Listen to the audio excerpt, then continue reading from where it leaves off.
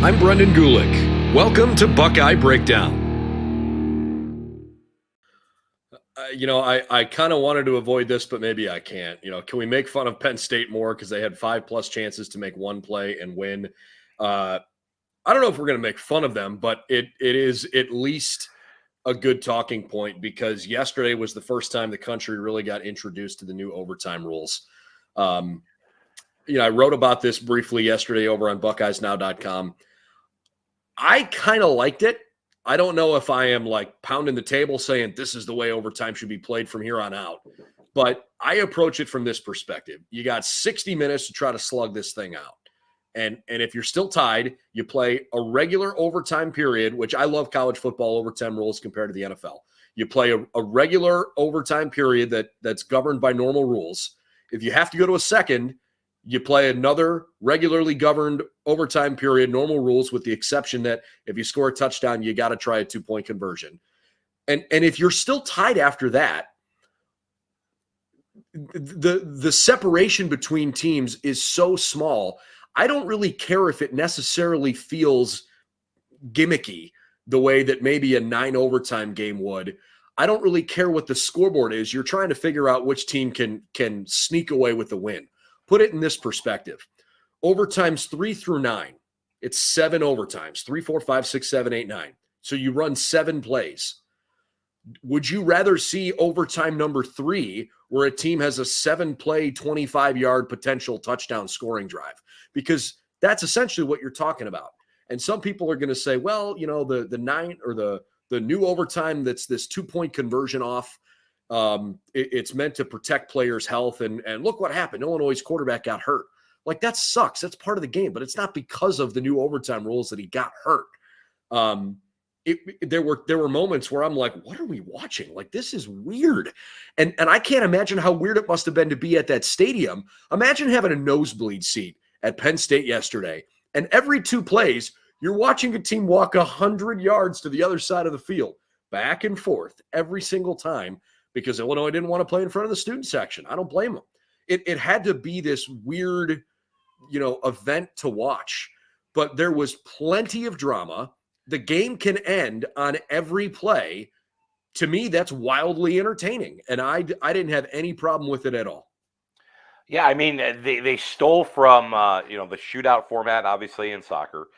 We also stole from tournament baseball, where you get the Texas rules, where it's a 2-1 count, and put a guy on count, second runner base, on second, out. 1 out. Yeah, I mean, like, all the stuff to try to generate points from that standpoint.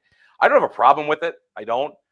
Where I think it becomes taxing is for coaches, and the reason I say that is this: most coaching staffs carry probably 8 to 10 2-point plays in their arsenal throughout the season.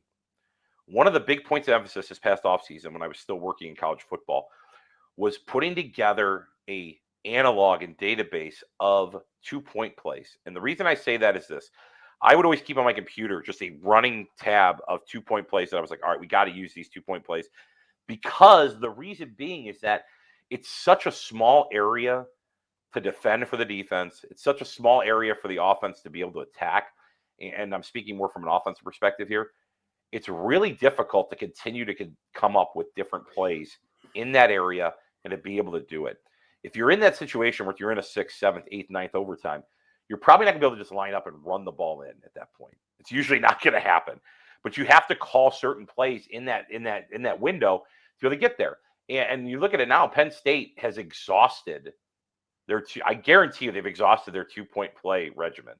They are now going to have to go back, because what you do is, and this is more probably nerdy coaching than anybody else needs to hear, when you're preparing offensively or defensively for a team, you will go back into 4 or 5 years to look for their 2-point plays. You do the same thing with special teams. You look back to find different fakes that they've run, because teams lean on those things and they will bring them back, or they'll manufacture them a different way. But that being said, like, that's what they had to do last night. And they went through that, and they went through it, and unfortunately they came out of it with a loss. But, to have those many opportunities, I think it's exciting for college football. It was different.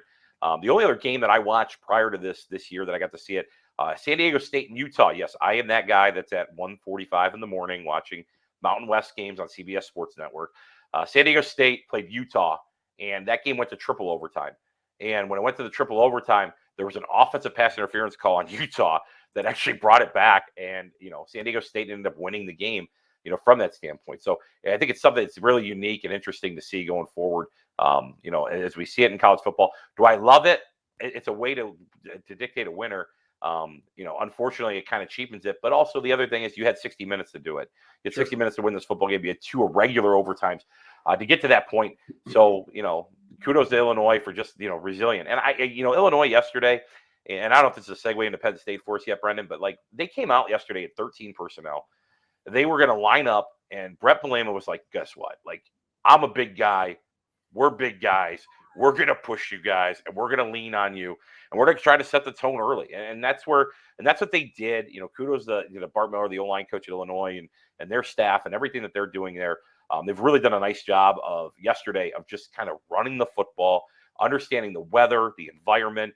I will give Penn State credit, though. Those throwbacks, I know you and I were texting back and forth. Those throwbacks I thought were nasty yesterday. I wish those were actually Penn State's uniforms. Those things are filthy. They were sweet. I really think that yesterday, from that standpoint, it was great to see Illinois get back to their basics. Because really what they are is they're going to try to use the formula they used at Wisconsin. And a lot of people have tried to do it.